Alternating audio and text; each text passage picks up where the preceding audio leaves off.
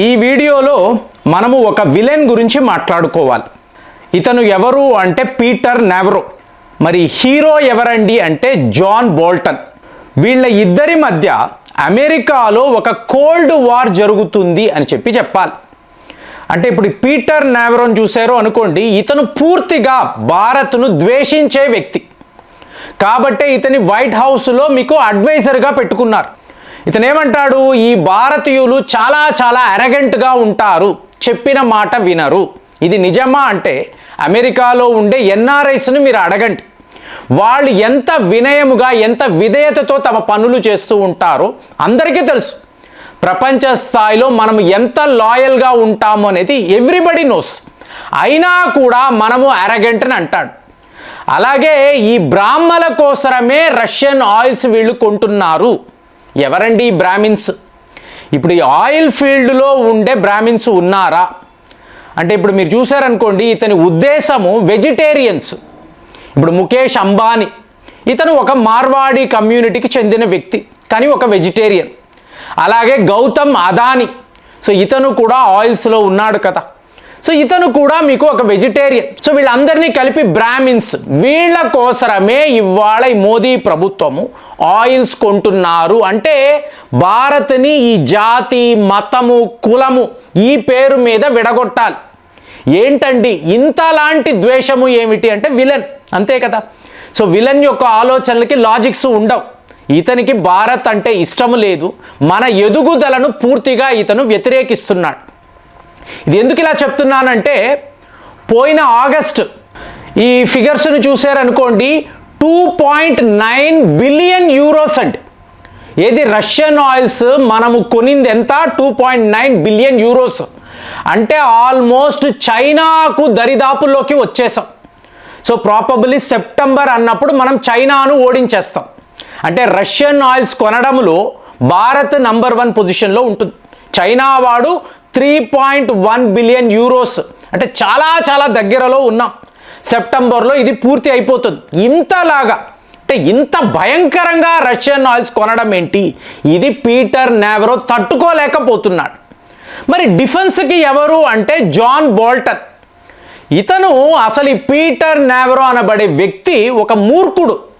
ఎలా చెప్తున్నాడు అంటే, ఒక గదిలో పీటర్ నావరోని విడిచిపెట్టండి, అక్కడ ఎవరూ లేరు, ఒంటరిగా ఉన్నాడు. 1 గంట తర్వాత మీరు తిరిగి రండి, అతను అతనితోనే గొడవ పడుతూ ఉంటాడు. అంటే ఇతను ఒక గొడవలు పడే వ్యక్తి, ఎవరూ లేకపోతే తనతోనే ఆర్గ్యుమెంట్ చేసుకుంటూ ఉంటాడు.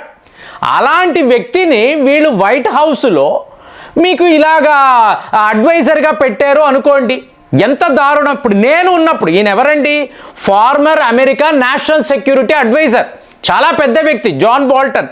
ఈయన ఏమంటున్నాడు, పోయిన టర్మ్లో నేను దగ్గర నుండి గమనించాను, డొనాల్డ్ ట్రంప్ గారు నరేంద్ర మోదీ గారు ఎంత సరదాగా వాళ్ళు మీకు అక్కడ మాట్లాడుకునేవాళ్ళు. సో ఎంతో హ్యాపీగా అనిపించేది. భారత్ అమెరికా రిలేషన్షిప్ ఎంత బాగుంది, ఈ వ్యాపారం ఇంకా ఇంకా పెరగాలని ఆ రోజుల్లో నేను కోరుకునేవాడిని. ఎందుకంటే భారత్ అన్నప్పుడు ఒక ట్రస్టెడ్ పార్ట్నర్ కదా, వాళ్ళతో ట్రేడ్ అన్నప్పుడు బాగుండాలి. సో ఈ రిలేషన్షిప్ ఇలాగే ఉంటే వీఆర్ వెరీ హ్యాపీ అని అనుకున్నాను. ఇంతలో ఈ పీటర్ నావరో వచ్చాడు. రావడము నరేంద్ర మోదీకి డొనాల్డ్ ట్రంప్ మధ్య చాలా పెద్ద గొడవలు పెట్టాలనే ప్లానింగ్లో ఇతను ఉన్నాడు. దానికోసమే ఇంతలాగా తాపత్రయపడుతున్నాడంటే, ఇప్పుడు ఈ సెప్టెంబర్ 23 మోదీ గారు అమెరికా వెళ్తారు. దేనికి? United nations general assembly. So ఇందులో ఈయన మాట్లాడతారు. మాట్లాడిన తరువాత డొనాల్డ్ ట్రంప్ని కలవాలి, ఇన్వేరియబుల్గా మీరు కలవాలి. ఆ టైంలో వీళ్ళు గొడవలు పడితే బాగుంటుంది. ఫ్రెండ్లీగా కాదండి, వీళ్ళు అక్కడ తిట్టుకోవాలి, మీడియా ముందు తిట్టుకోవాలి. ఇది పీటర్ నావరో యొక్క ప్లానింగ్. సో దీనికి తగ్గట్టుగానే ప్రతి ఒక్క పని కూడా ఇతను చేస్తున్నాడు. నిన్న మాట్లాడాం, యూరోప్ యూనియన్ వాళ్ళు డొనాల్డ్ ట్రంప్ చెప్పిన ఈ టారిఫ్ శాంక్షన్స్ భారత్పై కుదరదు, లీగల్ ఇష్యూస్ వస్తాయి, మీకు అలాగే ఫ్రెండ్షిప్ అనేది పాడవుతుంది, మా ఎకానమీ అనేది దెబ్బతింటుంది. కాబట్టి భారత్తో ఫ్రీ ట్రేడ్ అగ్రిమెంట్ ఎంత త్వరగా కుదిరితే అంత త్వరగా చేసుకోవాలి. ట్రంప్ చెప్పే ఈ కల్లబొల్లి కబుర్లంతా యూరోప్ యూనియన్ ఇక వినదు. చాలా పెద్ద రియలైజేషన్. అంటే మనము ఫ్యాక్ట్స్ మాట్లాడుతున్నాము కదా, క్రిప్టో కరెన్సీ గురించి కూడా మాట్లాడుతున్నాం. అతని ప్లానింగ్ టోటల్గా వేరేలా ఉంది. కాబట్టి యూరోప్ యూనియన్ వాళ్ళు మేల్కొన్నారు, బాగుంది. ఇప్పుడు డొనాల్డ్ ట్రంప్కి ఇవ్వబడిన అడ్వైస్ ఏమిటి? పీటర్ నావరో ఏం చెప్తున్నాడు? G7 దేశాలు కూడా భారత్పై టారిఫ్లు విధించాలి, శాంక్షన్స్ విధించాలి.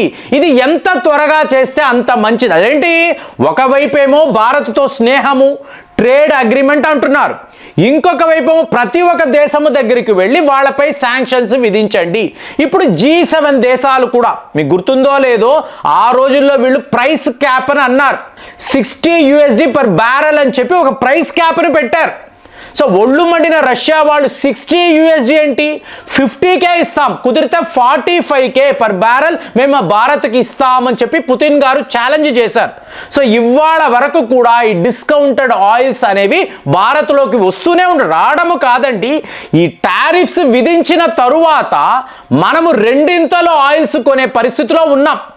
అంటే టోటల్గా రష్యన్ ఆయిల్ మార్కెట్, దానికి ఆసియా ఖండంలో ఒక బ్రాంచ్ ఆఫీస్ అంటే భారత్ అనే లెవెల్లో ఇవాళ మీకు ఇది వేరే లెవెల్లో వెళ్ళిపోయిందండి.